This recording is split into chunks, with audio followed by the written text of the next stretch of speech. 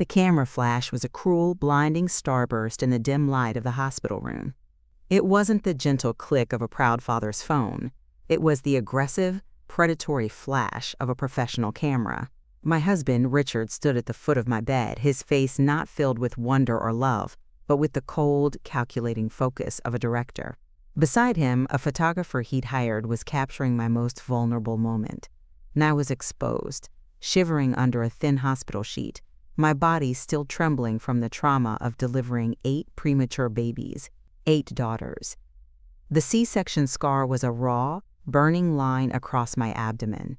My motherhood was a fresh wound, and he was turning it into a spectacle. "Lift your head, Amelia," Richard commanded, his voice devoid of warmth. "Look at the camera. Let them see the face of the woman who bankrupted me with her fertility." Tears streamed down my face, mixing with the sweat on my temples. "Richard, please," I begged, my voice a shredded whisper. "Stop this. They are our daughters." "They are your daughters," he corrected, his words as sharp and sterile as a scalpel. "They are your indulgence, your biological vanity project. And now they will pay for themselves." NHE wasn't talking to me. He was rehearsing. He was crafting a narrative for the world, and I was his unwilling star. The photographer circled the bed, his lens a soulless eye capturing every detail of my humiliation. The IV in my hand, the exhaustion etched onto my face, the faint, wailing cries of our 8 tiny infants in the nearby NICU, a sound I could hear even in my sleep. Richard had told the hospital staff I was suffering from postpartum psychosis and that this phototherapy was recommended by my psychiatrist to help me accept reality. It was a lie, one of many he had meticulously constructed. NHE held up a contract, the pages shaking slightly in his hand. "This is an exclusive deal with a tabloid magazine," he explained, his voice dropping to a conspiratorial whisper meant only for me. "The octomom who destroyed her family. A compelling story, don't you think? You will sign it. You will do the interviews. You will cry on camera. You will be the villain of this story, Amelia. And in return," he paused, leaning in closer, his breath cold against my ear, "I won't release the other photos. The ones from before, NMY blood, ran cold. The other photos, the ones he had taken over the years, the intimate, private moments he had twisted into weapons of shame. My motherhood wasn't a blessing. It had become the ultimate form of blackmail. He wasn't just stripping me of my dignity. He was planning to sell it to the highest bidder, piece by painful piece." In that moment, under the relentless flash of the camera, I made a silent vow. He could take my picture, he could sell my story, he could even steal my name. But one day, I would reclaim my dignity, and I would use his own weapons to ensure he lost everything. NIF, your heart is already racing. Please show your support by liking this video and subscribing. The final act of this story is one you cannot miss. Now let's see how it all began. Nasid. When I met Richard, he was the embodiment of stability. He was a tenured professor of economics at a prestigious university, a man who lived in a world of predictable models and rational outcomes. I was a freelance artist, a painter who saw the world in chaotic, vibrant splashes of color. He told me I was his beautiful, wonderful chaos, and he was my calm, steady anchor. It felt like the perfect balance, and our life together was a carefully curated masterpiece of intellectual respectability. We lived in a charming, ivy-covered house in a quiet, academic neighborhood. Our weekends were filled with faculty dinners, museum visits, and civilized debates over glasses of red wine. Richard was respected, admired, even revered by his students and colleagues. He was known for his sharp mind, his quiet confidence, and his unwavering principles. He spoke often about ethics, about the moral obligations of society, and I was so proud to be his wife. Nietzsche loved my art, or so I thought. He encouraged me to set up a studio in our sunroom, and he would often come in and watch me paint. He started taking pictures of me while I worked, saying he wanted to capture the passion of creation. At first it was sweet. The photos were artistic, capturing the intensity in my eyes or the way paint splattered on my hands. But over time, his requests became more specific, more intimate. He'd ask me to pose in less clothing, suggesting it was for a series on the vulnerability of the artist. I was in love and trusted him completely. I saw it as a collaboration, an extension of our intimacy. I had no idea he was meticulously cataloging my trust, filing it away for future use. NTHE desire for children was mine, initially. I yearned for the messy, beautiful chaos of a family. Richard was hesitant. "Children are an irrational investment, Amelia," he'd say, half joking. "The return is purely emotional." But he saw the deep longing in my eyes and eventually agreed. He approached it like any other project, with research, planning, and a clear set of objectives. NTHE first sign of his true nature appeared when we struggled to conceive. My uncooperative body was a variable he couldn't control, a flaw in the data. His disappointment wasn't emotional, it was intellectual. It was as if I had failed a fundamental test. He became cold, distant. Our intimacy became a clinical procedure, timed and monitored. The photos he took during this period changed. They were no longer artistic. They were stark, unflattering, capturing my despair, my frustration, my tears. He told me it was part of the full artistic record of our journey. I felt a growing unease, a sense of being watched and judged, but I couldn't put my finger on why. When we finally turned to IVF, he insisted on the most aggressive, experimental treatment available. He wasn't driven by a desire for a child anymore. He was driven by a desire to conquer the problem. He wanted to win. When the doctor told us the treatment had resulted in a multiple pregnancy, 8 embryos to be exact, I was terrified and overwhelmed. Richard, however, had a different reaction. A strange, calculating light entered his eyes. He wasn't looking at me, his terrified wife. He was looking at a fascinating economic anomaly. 8. The number seemed to intrigue him. And then the doctor delivered the final piece of information. "Based on the genetic screening, they are all female, Mrs. Hayes." And I braced myself for his disappointment, for the cold silence. But instead, he smiled. It was a thin, chilling smile that didn't reach his eyes. 8 girls, he said softly, almost to himself. "The statistical improbability is astounding." He looked at me, and his smile widened. "Don't worry, my love," he said, taking my hand. "This is a blessing, a very, very unique blessing." I was so relieved that I cried, completely misinterpreting the true meaning behind his words. He didn't see 8 daughters, he saw 8 assets. He saw a commodity whose rarity had just made it infinitely more valuable. NNMY pregnancy was less a journey of maternal joy and more a period of careful incubation. Richard took complete control, framing it as a necessary measure to protect his investment. He hired a team of private nurses to monitor me around the clock, turning our beautiful home into a sterile medical facility. My friends were told not to visit, as their presence might cause me unnecessary stress.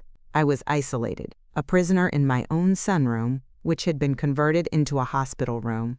My paints and canvases were packed away, replaced by fetal monitors and medical charts. Richard's behavior grew increasingly bizarre. He spent hours on his computer, not researching childcare, but studying the media landscape. He became obsessed with stories of other multiple births, analyzing the public's reaction, the media deals, the financial outcomes. He created spreadsheets, charting potential earnings from interviews, endorsements, and reality TV shows. He was building a business plan, and my body, my children, were the product. "We have to control the narrative from the very beginning, Amelia," he explained to me one evening, showing me a PowerPoint presentation he'd created. It was titled Project Octavia, a multi-platform monetization strategy. I stared at him in horror. "What are you talking about, Richard? These are our children, not a business." NHI's face hardened. "Don't be naive," he snapped. "Do you have any idea what it will cost to raise 8 children? The private schools, the tutors, the healthcare? My professor's salary won't cover a fraction of it. You wanted this family, Amelia. Now we have to find a way to pay for it." NHI's logic was a twisted cage. He used my own desire for a family as a weapon against me, making me feel guilty and responsible for the financial burden I had created. He convinced me that his media plan was the only responsible path forward, the only way to secure our daughters' futures. Any resistance on my part was met with accusations of being selfish and irrational. He began to media train me. He would drill me with invasive questions, coaching me on how to cry on cue, how to appear vulnerable yet sympathetic. He wanted me to be the tragic figure, the overwhelmed mother, while he would be the stoic, devoted father struggling to hold it all together. It was a carefully crafted performance designed to maximize public sympathy and, therefore, financial return. NTHE photo sessions became more frequent, more degrading. He would pose me in ways that emphasize my physical discomfort, my swollen body, my exhaustion. He called it documenting the struggle. I felt like a specimen in a jar, my every moment of weakness being recorded and cataloged. I begged him to stop, but he would simply remind me of the cost of raising 8 children, of the sacrifices he was making. NTHE day I went into labor. There was no panic, no rush of love. There was only the cold, calm execution of a plan. He didn't drive me to the hospital. A private ambulance he had pre-booked arrived. As they wheeled me out of the house, I saw him on the phone, not with family, but with a publicist he had hired. "It's happening," he said, a triumphant gleam in his eye. "Initiate phase 1. I wasn't a wife about to give birth. I was a product being launched. The birth of my daughters was not a miracle of life. It was the premiere of his sick and twisted show. NTHE C-section was a blur of sterile green scrubs and the cold, bright lights of the operating room. I heard their first cries, a chorus of 8 tiny, fragile voices. It was a sound that should have filled me with overwhelming joy. Instead, my heart was heavy with a sense of dread. My daughters were here, and now Richard's plan would be set in motion. They wheeled me into a private recovery room, a room Richard had specifically requested and paid for, away from the prying eyes of the regular hospital staff. He had already begun to spin his narrative, telling the hospital administration that I was emotionally fragile and required absolute privacy. NTHE first 24 hours were a whirlwind of nurses, doctors, and the constant gnawing pain of my incision. My daughters were whisked away to the NICU, and I was left alone with my thoughts and the looming presence of my husband. He was electric with energy, constantly on his phone, barking orders at publicists and agents. He barely looked at me, and it was on the second day that the photographer arrived. I was still groggy from the pain medication, my body feeling alien and broken. Richard introduced the man as a grief photographer, a specialist in capturing raw, emotional moments. He explained, with a chillingly straight face, that this was a form of therapy for me. That's when he unveiled his masterpiece of cruelty. He laid out the story he had already sold to a notorious tabloid. The headline was, "My Wife's Obsession, My 8 Burdens."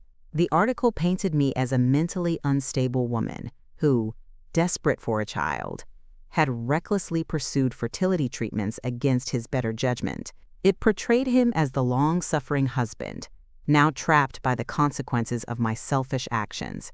It was a work of fiction so complete, so believable, that it made me question my own reality.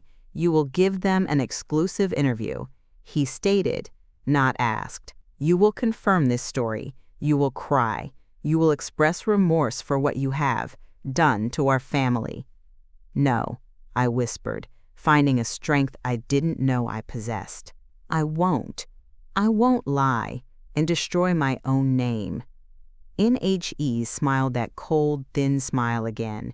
He opened a briefcase and pulled out a folder. He laid the photos on the hospital bed. They were the photos he had taken over the years. The intimate photos from my studio, the ones of me weeping during our fertility struggles, the ones I thought were taken with love.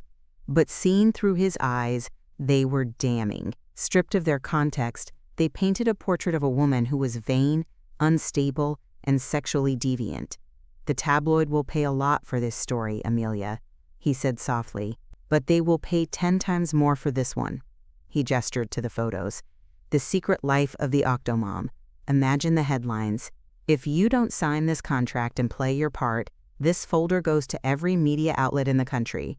Your daughters will grow up with a mother who is not just a villain, but a national slut, a freak. No one will ever look at you with respect again. Your art, your name, your entire identity will be reduced to these pictures." It was a checkmate. He had used my trust, my love, and my body against me. He had turned my motherhood into a punishment, a cage of shame from which there was no escape. My dignity wasn't just stripped, it was being held for ransom.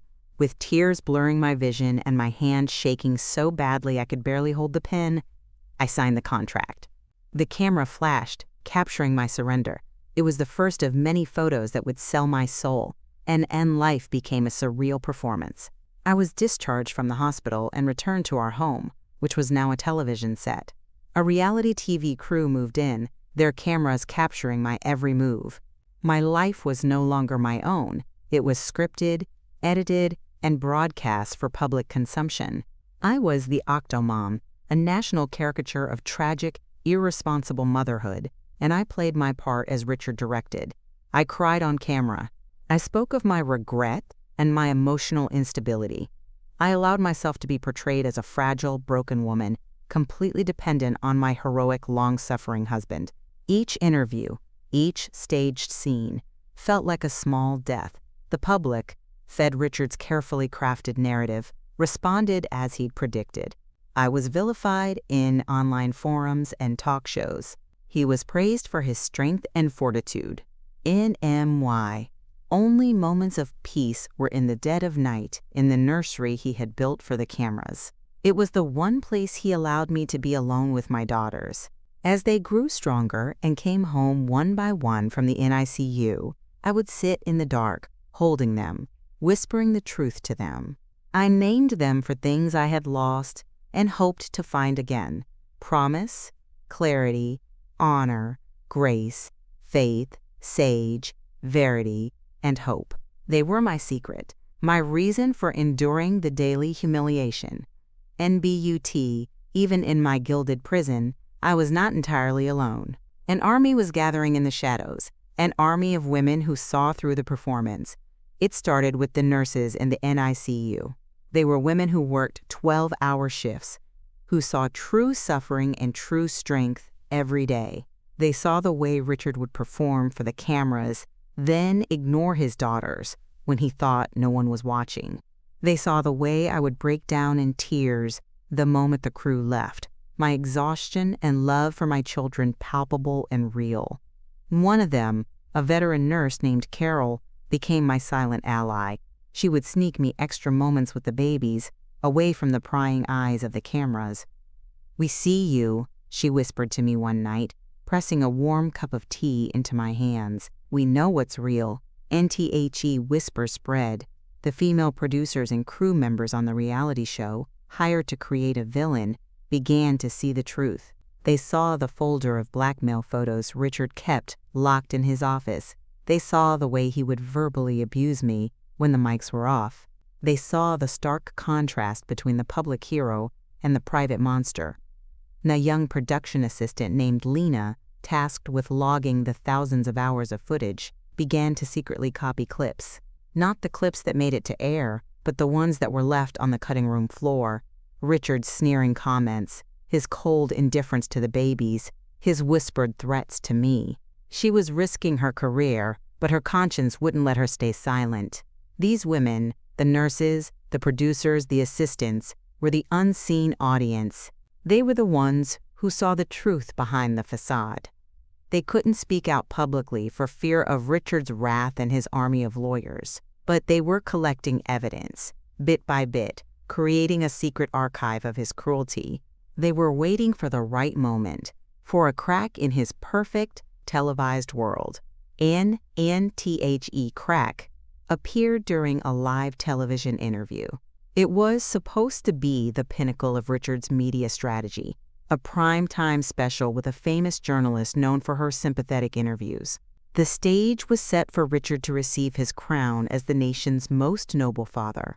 I was seated beside him, dressed in a modest gray dress, my face pale and appropriately tragic. NTHE interview went exactly as rehearsed. Richard spoke eloquently of his struggles, of his unwavering commitment to his family. The journalist hung on his every word. I gave my coached, tearful responses. It was a flawless performance. As they prepared to go to a commercial break, the journalist turned to me with a final, unscripted question. "Amelia," she said, her voice soft with pity, "through all of this, what do you say to the husband who has stood by you, who has sacrificed so much?" Richard looked at me, a smug, confident smile on his face. This was my cue to sing his praises, to solidify his sainthood. The camera zoomed in on my face. The nation was watching, and in that moment, something inside me snapped. I had been stripped of everything, but I had one thing left: the truth. And I looked directly into the camera, bypassing the journalist, bypassing my husband. I would say, I began, my voice quiet but clear, that the greatest performance of his life is happening right now. Richard's smile faltered. The journalist looked confused. "I'm sorry. The man sitting next to me is not a hero," I continued, my voice gaining strength. "He is a monster who held my dignity for ransom. He blackmailed me with private photos. He forced me to sign media contracts under duress. He has never once changed a diaper. He refers to his 8 daughters as the assets.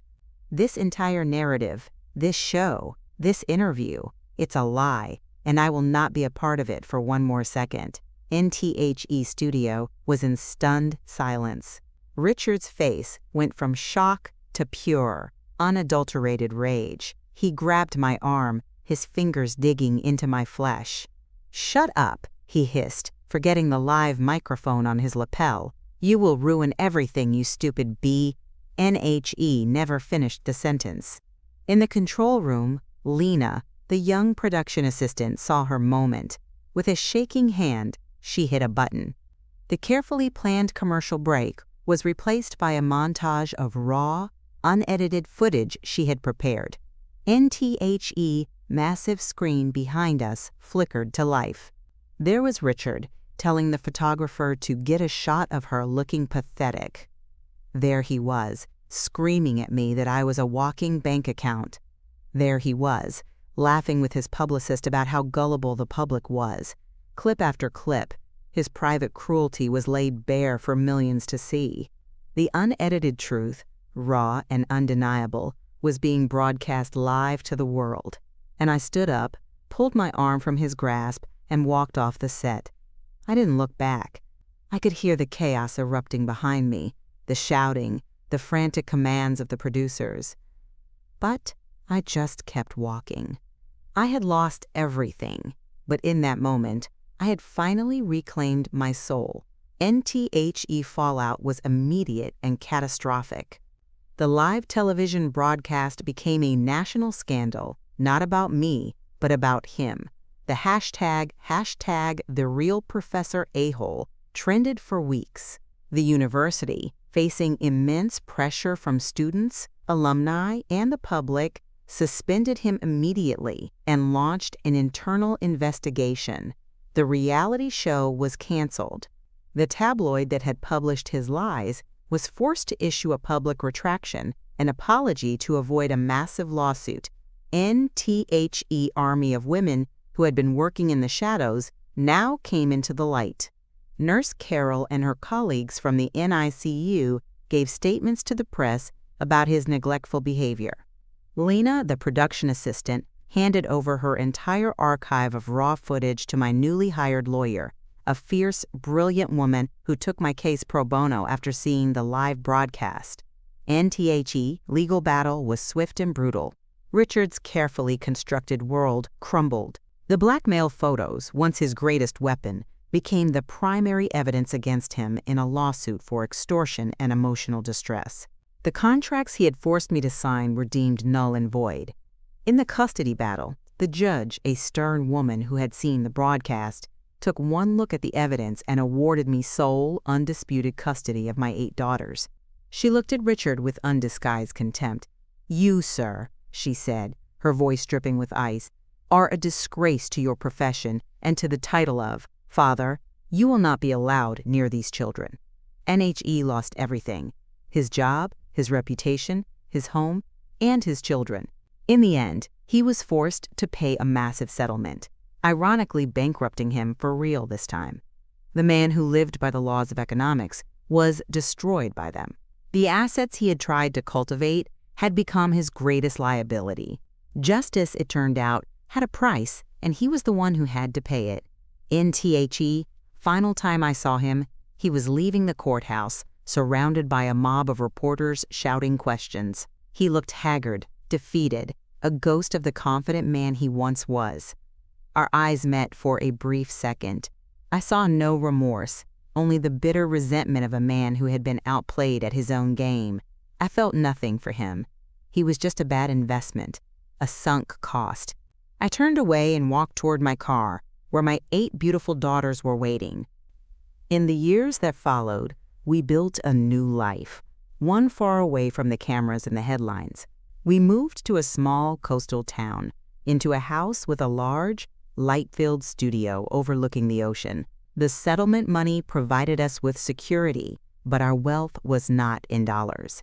It was in the laughter that filled our home, the chaotic joy of family dinners, and the quiet moments of peace. I started painting again. My art changed. It was bolder, more honest, more raw. I painted portraits of my daughters, capturing their strength, their individuality, their grace. I painted landscapes of the stormy, resilient sea. And I painted a series of self-portraits. In them, I didn't hide the memory of my humiliation.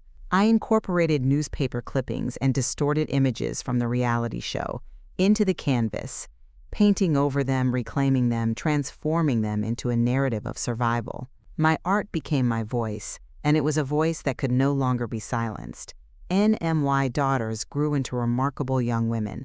They knew their story, the real one. I taught them that dignity is not something that can be given or taken away by others. It is something you own, something you carry inside you, even when the world tries to strip it from you. They were not the octo babies. They were promise, clarity, honor, grace, faith, sage, verity, and hope. They were individuals, strong and whole. One afternoon, a curator from a prestigious gallery came to my studio. She had seen my new work and was deeply moved by it. She wanted to host a solo exhibition. "Your work is about the reclamation of the self," she said, looking at a large self-portrait. "It's about the refusal to be erased. It's a story the world needs to see." In THE opening night of the exhibition was a triumph. The gallery was filled with people who were not there to see a caricature, but to witness the work of an artist. My 8 daughters, now teenagers, stood by my side, their faces beaming with pride. A young woman came up to me, tears in her eyes. "I followed your story all those years ago," she said. "I believed the lies. Seeing this, seeing you, it's taught me so much about strength." I looked around the room, at the faces of the people looking at my art. I looked at my incredible daughters, my beautiful, chaotic, wonderful legacy. Richard had tried to make my motherhood my punishment. He had tried to strip me of my dignity and sell it to the world. But he had failed. My motherhood had become my strength. My punishment had become my power.